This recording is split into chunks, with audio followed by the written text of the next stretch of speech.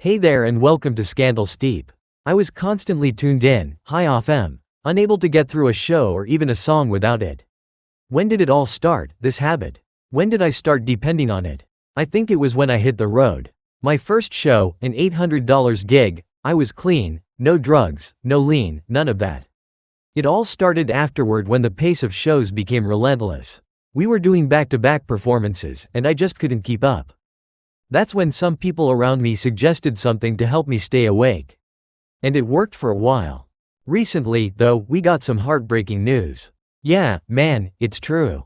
Rich Homie Quan has passed away at just 34 years old. Even now, I find it hard to believe. I don't even want to say the words rest in peace because it's hard for me to accept.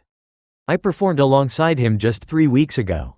We were on the same stage, and after my set, I even stayed back to watch his performance. It's surreal, man. It's hard to digest the fact that someone you were just vibing with is gone.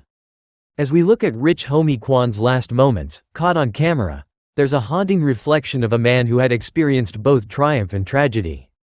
Once celebrated for his meteoric rise in the music industry, Quan also faced personal demons. The footage of his final days paints a poignant picture of a man torn between his past successes and present struggles. Fame, addiction, and the journey toward recovery, it's all there, frozen in time. TMZ confirmed that Rich Homie Quan passed away at his Atlanta home earlier today, though the cause of death remains unknown. Quan rose to fame with hits like Type of Way and Flex, collaborating with big names like Young Thug, YG, and Gucci Mane. It's heavy news, man. We've lost yet another great artist, someone who helped define the sound of the 2000s and 2010s. Quan really hit his stride in 2013 with bangers like Type of Way, but he'd been making moves in Atlanta long before that. Back in 2008, he was already part of the scene with songs like Stay Down featuring the Stack Money Boys. He came up hustling, doing what he had to do to survive. In 2011, at just 21 years old, he found himself locked up for several months. While in jail, Quan turned to books and started writing songs, finding an escape through his music. Once he got out, it was all grind mode. He dropped mixtapes non-stop, determined to make his mark. In 2012, he released I Go In on Every Song, followed by Still Goin' In Reloaded and I Promise I Will Never Stop Goin' In. His breakout hit Type of Way even went gold, with remixes by Jeezy and others. He kept the momentum going with tracks like Walk Through featuring Problem and his viral hit Flex in 2015. When Birdman brought together Rich Gang, Quan stood out on tracks like Lifestyle alongside Young Thug. They linked up again for the 2014 Rich Gang Tour mixtape.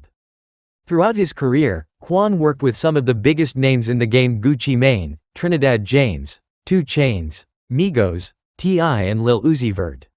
In 2018, he finally dropped his debut album Rich as in Spirit, a major milestone for him. Quan was the eldest of 3 children and had a close bond with his family. Growing up, he loved baseball, poetry, and watching shows like Boy Meets World.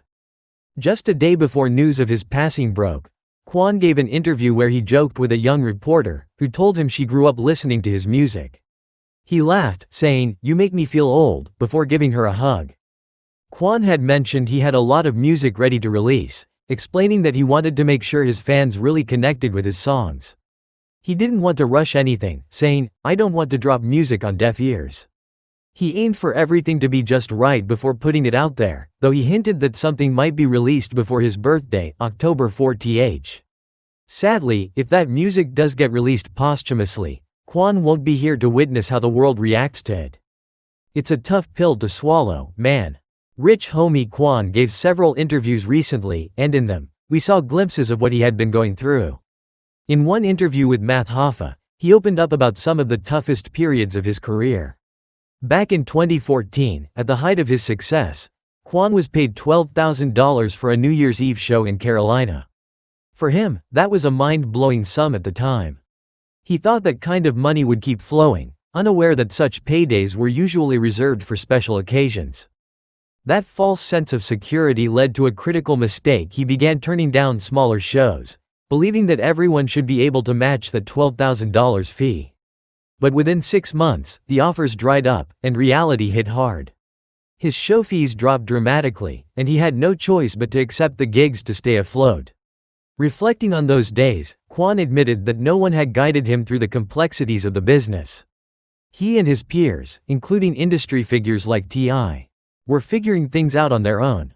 There was no manual for handling sudden fame, money, or the ups and downs of the entertainment world. They were all stumbling through it. During this low point in his career, Quan's legal troubles also stalled his momentum. He felt isolated, like a cloud was hanging over him.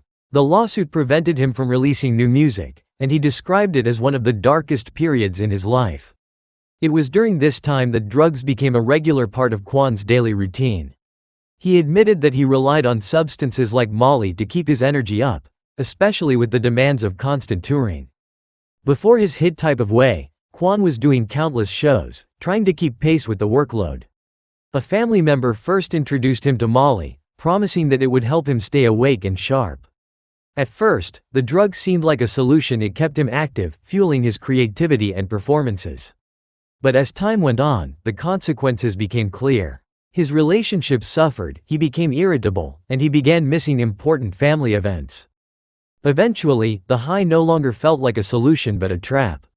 He would spend days holed up at home, curtains drawn, avoiding the outside world. Quan opened up about how deeply the drugs had taken hold of his life. He confessed that he couldn't start his day without popping a pill, even before brushing his teeth. He reflected on how some artists become dependent on substances just to function, even to the point of refusing to go into the studio or perform without them. For him, it became a crutch that he couldn't let go of. He spoke about how this addiction cycle rarely ends well, saying, "That last pill, that last bump, it never ends. It never feels like enough." Finally, Quan hit a turning point. He looked in the mirror and didn't recognize the person he had become. He realized he had hurt people along the way and regretted some of the things he had said and done during his darkest days. The drugs, he admitted, had clouded his judgment. But once he made the decision to get clean, he stopped using Molly and started distancing himself from the lifestyle that had once consumed him. Though he still smokes weed, he considers it a natural and less harmful alternative to the harder drugs he once relied on. Looking back, Quan recognized that fame, the fast life, and the allure of drugs had all contributed to his struggles. But through it all, he emerged with a renewed sense of self-awareness and a commitment to staying grounded. He wasn't going to let those demons control his life anymore.